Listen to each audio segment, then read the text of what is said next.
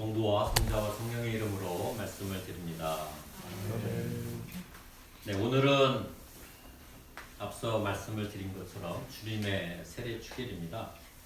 이제 주님의 세례 축일을 마지막으로 교회 절기상 성탄의 절기는 이제 마무리가 됩니다. 아기 예수 금방이죠, 그죠? 아기 예수 태어난 게 엊그제 같은데 벌써 성인이 돼서 세례까지 받으시고, 아기 예수가 성인이 돼서 이제 공적인 일, 우리가 공생애라고 얘기를 하죠. 공생애를 시작하기 전에 그에 앞서 이제 세례를 받는 그 때를 기념하는 축일이 됩니다. 오늘 마르코 복음은 이렇게 기록하고 있네요. 세례자 요한이 광야에 나타나 회개하고 세례를 받아라. 그러면 죄를 용서받을 것이다 하고 선포하였다. 그때 온 유다 지방과 예루살렘에 사는 모든 사람이 그에게 와서 죄를 고백하며 요르단강에서 세례를 받았다. 그 무렵에 예수께서는 갈릴레아 나자렛에서 요르단강으로 요한을 찾아와 세례를 받으셨다. 이 기록 때문에 우리가 주님의 세례 주기를 기억하며 기념을 하는 거죠. 오늘 우리가 읽은 말씀은 이제 마르코 복음입니다. 우리 성경은 예수님에 관한 이야기를 마르코 복음에서만 읽지 않고 또 다른 복음서에서 읽을 수가 있죠. 그래서 우리가 공간 복음서 이렇게 하면 4개의 복음서를 말합니다. 마테오, 마르코, 루가, 요한 이렇게 말을 하죠. 그 하나로도 될 텐데 왜 이렇게 4개의 된 복음서들을 성경은 이렇게 묶어놨을까? 생각해 보신 적 있으세요? 그 이유는 이제 예수님께서 승천하신 후에 이제 제자들이 남았잖아요. 제자들도 각기 예수님과 공생의 기간 3년 동안 있으면서 당신들이 본 모습이 있는 거예요. 당신들이 들은 내용이 있고, 그러니까 똑같이 가르쳤다 하더라도 그게 학생들이 됐던 집에 있는 자녀들이 됐던 똑같이 가르쳐도 이게 듣고 느끼는 거는 다 다르잖아요. 이런 것처럼 제자들도 3년 동안 예수님 곁에 있었지만 조금씩 달랐던 겁니다. 바라보는. 그래서 마르코 공동체는 본인들이 본 모습에 예수님을 기록을 한 것이고, 루가도 그렇고 요한도 그렇고 이렇게 되는 겁니다. 근데 이제 마르코 복음의 기록을 보면 제일 간단하죠. 그리고 제일 먼저 쓰여졌습니다. 그러니까 아마도 그것이 원형에 가까울 것이다 이렇게 학자들은 이야기를 합니다. 그 오늘 이제 세례 받는 장면도 보면 제일 간단해요. 근데 우리가 성경을 좀 비교를 해보시면 마테오는 사족을 또 붙입니다. 거기다가 루가도 사족을 붙이죠. 요한복음 같은 경우는 나중에 한번 1장 19절에 이하에 이제 예수님께서 세례자 요한에게 세례를 받은 내용들을 언급하고 있는데 완전히 다르게 언급을 하고 있습니다. 그나마 이제 마테오나 루가는 마르코 복음에서 언급된 것을 기본으로 해서 거기에 사족을 붙이지만 요한은 또 다른 관점에서 이렇게 기록을 하고 있죠.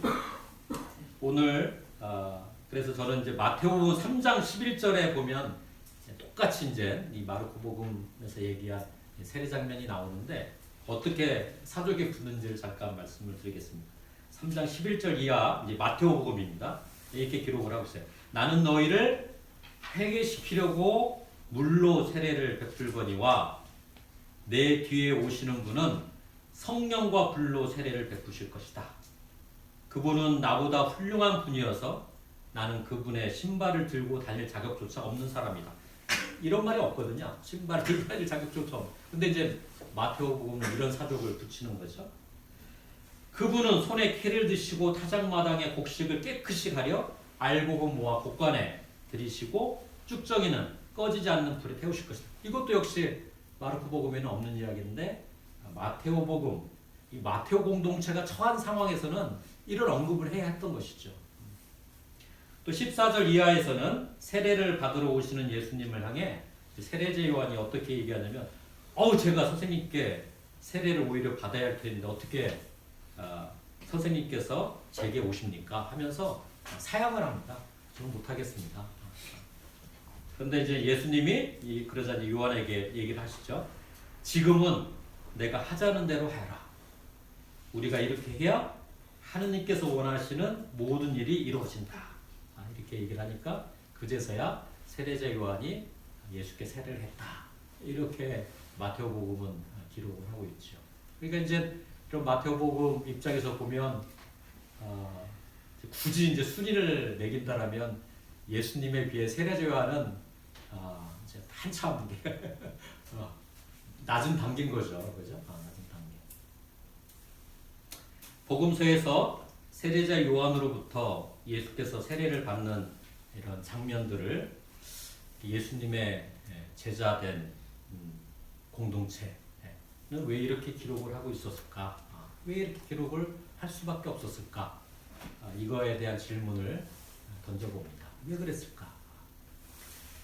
저는 이렇게 여러분과 함께 나누고자 합니다. 물의 세례, 물로 이제 세례자 요한 물로 세례를 줬잖아요. 물의 세례와 성령의 세례를 구분하고자 했기 때문에 이런 기록으로 표현을 했다.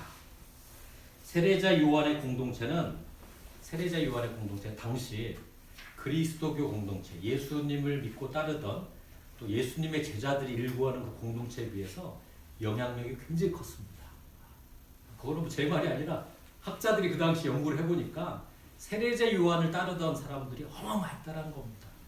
오늘 성경 말씀 마르코복음 보면 요한은 어떻게 살았어요?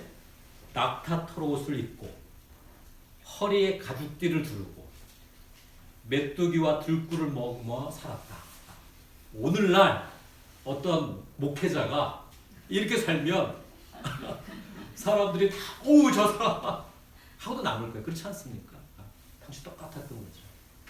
그러니까 예수님의 공동체, 예수님을 따르던 공동체, 그 제자들의 공동체는 숙제가 있는 거. 어떤 숙제? 우리가 저 세례자 요한을 따르는 공동체보다 우리가 더 뭐라고 표현해야 돼? 우리가 더 우수하다 이런 표현 적절치 않고 우리가 더 하느님께 나아가는 공동체다. 이런 걸 강조하고 싶었을 거 아닙니까? 그죠? 그런데 어떻게 우리가 하느님께 더 나아가는 이 세상을 위한 진리를 향한 공동체라는 걸 어떻게 우리가 그 차이점을 두고 강조할 수 있을까? 그것이 바로 물의 세례와 성령의 세례의 차이점을 강조할 수밖에 없었던 것이죠. 그래서 세례자 요한은 물로 세례를 주었지만 예수님은 어떻게 하신다? 성령과 불로 너희들 세례를 주실 것이다. 이런 차이를 한 겁니다. 그래서 서신 말씀도 그 얘기를 하는 거죠. 그러면 물의 세례는 뭐가 그럼 부족한 거냐? 뭐 이런 질문이 또 떠오르게 되죠. 물의 세례. 사실 우리 다 물의 세례 받았잖아요, 그죠? 물의 세례 다 받았습니다. 예전에 이제 신학교 다닐 때 즐겨 읽었던 신학 책들 중에 좀 이렇게 가까이 접했던 그 신학자가 있는데 폴 틸리라는 신학자입니다. 조직 신학자죠. 그리고 이제 어떤 사람 문화 신학자라고 표현하는데 이 폴 틸리가 강조한 용어 세 가지가 있습니다. 타율, 자율, 신율. 이 세 가지.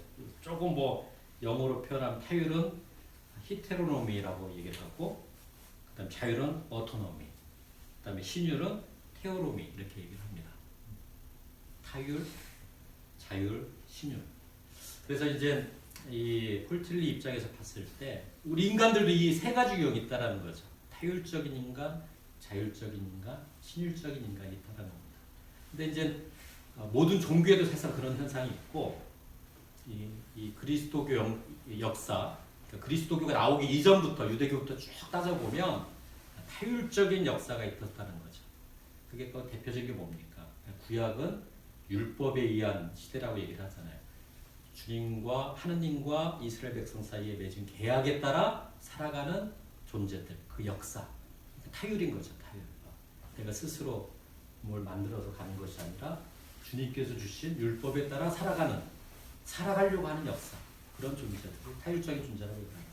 자율적인 존재는 뭐냐? 자율. 우리에게는 어떤 게, 우리 뭐 성공에는 세 가지를 강조하잖아요. 뭘 강조하죠? 성경을 제일 먼저 강조하고, 그 다음에 또 뭘 강조하죠? 그죠. 전통을 또 강조하고, 또 세 번째로 이성을 강조하죠. 그 이성, 근데 이 이성은 그냥 개개인의 이성이 아니라 공동체적 이성을 말을 하는 겁니다. 우리가 이 시대 살아가면서 함께 우리가 그동안 내려왔던 전통이 이 시대를 이끌어갈 수 있는 힘을 갖고 있는지 한번 분별해 보자. 나의 이성만 가지고 하는 게 아니라 공동체적 이성을 가지고 분별해 보자. 그래서 이제 그런 걸 강조하는 거잖아요. 우리에게 이성이 있습니다. 그래서 그 이성에 따라서 살아가죠. 아마 르네상스 이후부터는 아마 그런 시대적 흐름이 강하게 자리 잡았죠. 그래서 자율이라는 말을 씁니다. 근데 이제 이 폴틸리 입장에서 이제 묻습니다. 그러면 그리스도교 신앙에 입각한 인간은 어떤 유형이냐? 그리스도인이란 어떤 유형의 인간을 말하느냐? 신율이다. 신율. 신율이란 게 뭡니까? 성령의 이끄심에 따라 살아가는 존재들을 이제 이 폴틸리는 언급을 하고자 했던 것이죠. 신율. 물론 나에게 이성이 있습니다. 그러나 그 이성으로만 사는 게 아니라 그것이 건드리지 못하는 그 영역을 성령의 도우심으로 함께 살아가는 그 이끄심에 함께 살아가는 존재. 이걸 이제 신율적인 인간, 신율적인 역사 이렇게 표현을 하죠. 저는 물의 세례와 성령의 세례를 굳이 구분한다라면 이 폴틸리 신학자가 얘기한 그래 우리가 뭐 요한처럼 낙타토롯을 입고 허리에 가죽띠를 두르고 메뚜기와 들꿀을 먹으며 정말 이 세상의 새로운 변화를 꾀하는 그런 측면도 중요하지만 그것이 과연 얼마나 지속 가능하냐 그 부분은 정말 성령님이 함께하지 않고는 불가능하다 라는 그런 고백 속에 성령의 세례를 언급하지 않았나 이 시간 함께 나눠봅니다. 우리는 세례를 받았죠. 그리고 이렇게 공동체를 이루고 있습니다. 먼저 우리는 물의 세례를 받았습니다. 그러나 우리 교회의 전통은 물의 세례에 머물러 있지 않도록 하죠. 그래서 어떻게 합니까? 성령의 세례를 받도록 합니다. 그게 이제 교회 전통에서는 어떤 걸로 표현해요? 견진이라는 걸 표현하는 겁니다. 견진. 처음에는 뭐 유아 세례를 받았든지 또는 어떤 윗교회식으로 물론 이제 세례식 때는 성령의 이름으로 다 세례를 하죠. 그러나 이제 굳이 구분을 짓는다면 견진을 통해서 이제는 내 멋대로 사는 것이 아니라 성령님의 이끄심에 의해서 내가 살아가겠다는 걸 다시 한번 고백을 하는 단계에 이른다고 그러죠. 근데 이제 이런 여러 이제 전통적으로 이 두 개의 단계를 얘기를 하는데 이 두 개의 단계로 우리가 신앙생활을 해도 참 이 세례 때의 그런 느낌으로 살아가기가 쉽지가 않습니다. 5년이 지나고 10년이 지나고 뭐 하면 그냥 사는 거지 뭐 이렇게 되잖아요. 그래서 이제 사실 우리 그리스도교 역사를 보면 재세례파 이런 사람들도 등장합니다. 야 그동안 우리 받은 거 다 무용지물에 다시 받아. 왜 그럴까요? 우리가 정말 주님 앞에 세례받은 존재로 성령님과 함께 살아가는 삶을 살고 있어. 이런 걸 계속 질문을 던지는 거거든요. 그리고 이제 우리 성공에도 조금 그런 흐름이 있었습니다만 옛날 카리스마 운동이라 해가지고 성령 운동 뭐 이런 성령 쇄신 봉사 뭐 이런 게 그러면 막 집회를 하죠. 집회를 하면 뭐예요? 우리 성령 세례를 다시 받읍시다. 뭐 이렇게 얘기해요. 이미 세례를 받았음에도 불구하고 자꾸 느슨해지고 잊어지고 그렇게 살아가는 우리 연약함을 보게 되죠. 예수님께서 세례자 요한에게 세례를 받으실 때 어떠한 일이 일어났는지 오늘 마르코 복음은 이렇게 기록을 하고 있습니다. 물에서 올라오실 때 하늘이 갈라지며 성령의 비둘기 모양으로 당신에게 내려오는 것을 보셨다. 성령이 이제 비둘기 모양으로 내려오는 것을 보셨다. 그때 하늘에서 너는 내 사랑하는 아들, 내 마음에 드는 아들이다 하는 소리가 들려왔다. 세례를 통해 우리는 주님의 자녀가 됐습니다. 이렇게 예수님처럼 너는 내 사랑하는 아들, 내 마음에 드는 아들이다. 이런 음성을 구체적으로 듣지 않았다 하더라도 우리는 그런 고백 속에 세례를 받았습니다. 그래서 우리는 주님의 자녀입니다. 이렇게 고백을 하죠. 주님의 자녀가 된다는 것은 주님의 상속자가 된다는 의미이기도 합니다. 상속자가 된다는 것은 주님께서 이루어 놓으신 것들을 다 누릴 수 있다는 뜻이죠. 그렇죠? 다 누릴 수 있다. 주님께서 이루어 놓으신 걸 다 누릴 수 있다. 근데 상속자가 된다는 뜻은, 주님의 자녀가 된다는 뜻은 이런 뜻도 있습니다. 주님께서 이루시고자 했던 꿈이 있는데 그 꿈을 못 이루셨다. 그럼 내가 이루어야 하는 거 아니냐. 저도 이렇게 일찍 아버지를 여의었고, 또 요즘에 이제 장례식이 워낙 많아서 이렇게 좀 다니게 되는데, 장례식 때 이렇게 보면 그 자녀들 입장에서 일찍 돌아가신 부모님이 일찍 돌아가셨을 경우 거의 열의 열이에요. 열의 열은 이렇게 표현합니다. 내 부모님이 일찍 돌아가셨는데 그분이 못다 이룬 꿈을 제가 이루겠습니다. 모르겠어요. 뭐 그 관계가 아주 이상한 관계가 아니고서는 열의 열은 다 이렇게 얘기를 합니다. 일찍 돌아가셨을 경우. 그래서 저희가 세례를 통해 주님의 자녀가 됐다는 것은 주님께서 만들어 놓은 그 업적 우리가 누린다라는 데만 머물지 않고 주님께서 이루시고자 했던 꿈을 제가 그 꿈을 이루겠습니다 라는 것까지 되는 거예요. 그래서 저는 이 성령의 세례는 곧 꿈의 세례다. 꿈의 세례다. 2024년 새해가 밝았습니다. 우리는 어떤 꿈을 가지고 살아가느냐. 주님으로부터 물려받은 꿈이 뭐냐. 이게 있어야 하는 것이죠. 그래야 그 설레임도 있는 것이고, 내 힘들지만 그 꿈을 향해 가는 거야. 이럴 수 있는 거 아니겠습니까? 그 꿈이 무엇인지 한번 이 시간. 나는 세례를 통해 주님께서 너는 내가 사랑하는 아들이다, 딸이다 이렇게 얘기하셨는데 누리기만 하지 말고 그럼 주님께서 일찍 돌아가셨는데 내가 어떤 꿈을 이어받아야지?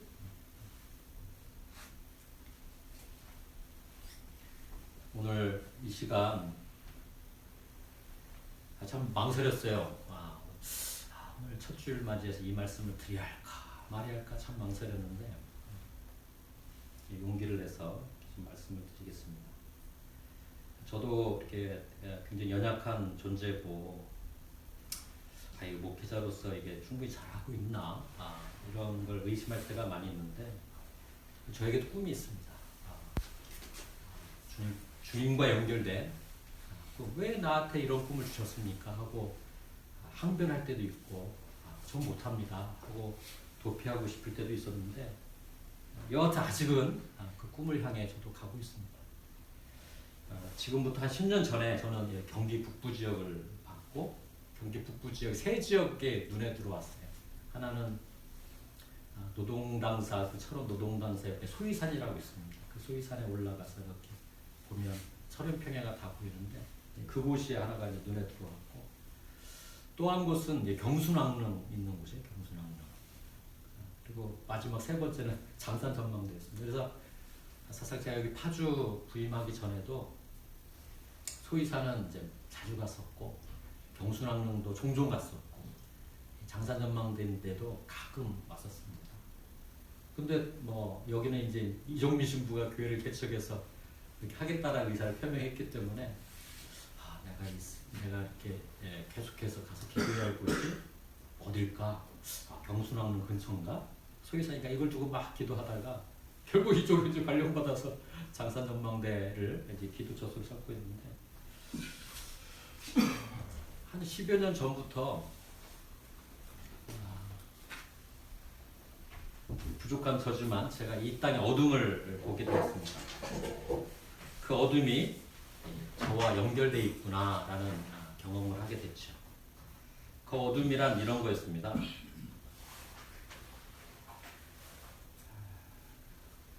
동학농민혁명 당시 사망자 수가 이렇게 따져보니까 좋기 한 25만 명 이상이 된다는 보고가 있습니다. 이거는 그냥 가장 간단하게 잡은 겁니다. 일제 식민지 시대 징용을 비롯하여 여러 가지 이유로 피살된 희생자 수는 23만 명에 이른다는 보고가 있습니다. 한국전쟁 당시 남과 북의 희생자들은 300만에 이른다고 보고하고 있습니다. 전쟁 전에 보도연맹과 같은 일로 인해서 억울한 희생당하신 분들이 20만 명에 이른다는 보고가 있습니다.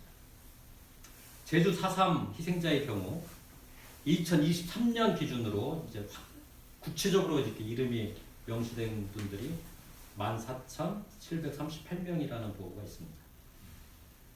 광주 민주화운동의 경우 5월 27일 공수부대 진입작전으로 희생된 그날 되신 분이 사망자가 165명, 행방불명자가 65명, 그리고 그때 다치시고 돌아가신 분이 376명, 총 606명으로 집계됐습니다. 그러나 안매장 되신 분들, 또 이렇게 신고되지 못한 분들 따져보면 더 많을 거라고 추정하고 있습니다. 또 지난 10년 사이에 우리는 큰 어둠을 보았죠. 2014년 세월호 참사 때 304명이 수상됐습니다. 2022년 10월 29일 이태원에서는 159명이 압사당했습니다. 그 이후에도 수많은 생명들이 무고하게 죽어갔죠. 이게 제가 본 어둠이었습니다. 그러나 어떻습니까? 가해자가 누군지, 왜 죽어야 했는지, 그 존재들에 대해서 미안하다, 내가 잘못했어 라고 하는 존재들이 없다는 것입니다. 우리 역사 속에. 물론 그 이전의 역사도 다 할 수 있겠지만 이상하게 저한테는 이렇게 한 120년 전 정도까지의 이렇게 연결고리가 생기더라고요. 이게 제가 본 어둠이었습니다. 그게 그냥 제 개인사하고만 관련된 게 아니라 이게 다 연결되어 있구나. 그래서 제가 꾼 꿈은 예수님의 용서와 화해에 관한 꿈이었습니다. 십자가에 달리기까지 예수님께서 인류를 향해 온몸으로 말하고자 했던 뜻, 그게 결국은 사랑이겠는데 그 사랑이 저한테는 용서라는 단어로 다가왔습니다. 여기서 말한 용서라는 게 뭡니까? 잊는 게 아니죠. 됐어, 잊어버리자. 잊는 게 아닙니다.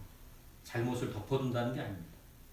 잘못한 존재가 용서를 구할 수 있는 기회를 만드는 것이고, 희생된 생명들이 용서할 수 있는 기회를 만드는 것이 용서인 겁니다. 그래야 이 땅의 어둠이 후대로 이어지지 않을 것이다. 우리 민족이 분단된 지 100년이 되는 해, 남과 북의 사람들이 왕래하는 길목에 용서와 화해의 성당을 세우라는 꿈을 저는 부여받았습니다. 굉장히 바보 같은 이야기를 들을 수 있죠. 이게 성공해가지고 조그만 교단이 무슨 그런 걸 한다고. 근데 작기 때문에 우리가 가능하다. 크면 자기들 힘으로 다 하려고 했을 것이다. 근데 작기 때문에 우리는 다른 사람들에게 손을 내밀고 같이 해봅시다. 같이 해봅시다. 이게 우리가 살 길입니다. 그래서 성공의 아주 작은 교단에 아주 부족한 저 같은 사람에게 이런 꿈을 보여주지 않았나 저는 생각을 해봅니다. 지난 10년 동안 순례를 하며 지난 역사 속에 억울하게 죽어간 존재들 그리고 현장들을 만났고 보았습니다. 그 기억을 담은 성당을 지으라는 뜻으로 저에게 그런 순례길을 열어주셨다고 저는 고백을 합니다. 새해 첫 달 1월은 어떤 달이냐? 우리 사제장님이 만드는 프로그램 라디오에 들으니까 그게 나오더라고요. 1월은 꿈의 먼지를 털어내는 달이다. 우리가 다 꿈이 있는데 새해 첫 달은 그 먼지가 쌓이면 잘 안 보이잖아요. 털어내는 달이 1월달이다. 알렉스가 얘기를 하더라고요. 오늘 저는 여러분에게 성령의 세례가 주는 꿈의 세례에 대해서 말씀드렸습니다. 꿈을 갖고 그것을 우리는 설렘 속에 살아가는 거고 그 가운데 성령님이 함께 하실 거라 믿습니다. 저는 여러분을 만난 게 이 일을 하라고 만나지 않았나 저는 그렇게 생각을 해요. 고백을 합니다. 도와주세요. 함께 해주세요. 같이 갔으면 좋겠어요. 작지만 우리 최신부님도 계시고 우리 고선나님도 계시고 이수한나님 계시고 우리 오랜만에 나오고 있어 도로테아님도 계시고 같이 갔으면 좋겠습니다. 우리의 꿈을 위해서 함께 기도하는 그런 공동체가 되기를 간절히 이 시간 기도합니다. 성부와 성자와 성령의 이름으로 말씀을 드렸습니다. 아멘. 오늘의 말씀을 기억하며 잠시 침묵하겠습니다.